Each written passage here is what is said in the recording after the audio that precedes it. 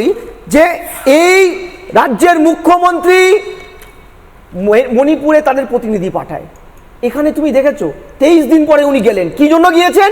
পুলিশকে দিয়ে ওই পরিবারটাকে যদি শঙ্কুরা, ধন্যবাদ শঙ্কুদের, ওরা যদি পরিবারটাকে না শেল্টার দিতে পারতো, এদেরকে এতক্ষণে ভুল বুঝিয়ে ভয় দেখিয়ে লিখিয়ে নিত বিএসএফ এসে মেরেছে তার হাজবেন্ডকে।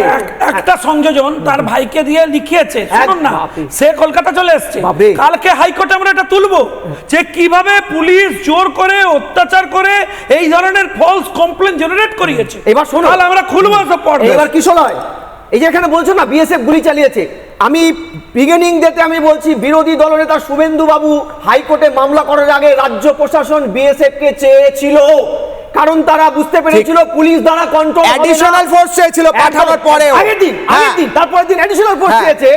অর্থাৎ রাজ্য প্রশাসন বুঝে গিয়েছিল ল এন্ড অর্ডার তাদের দুধেল গাইদের সামনে কোথাও টিকবে না, তারা রাখবে না, তাই 355 তারা চেয়ে নিয়েছিল।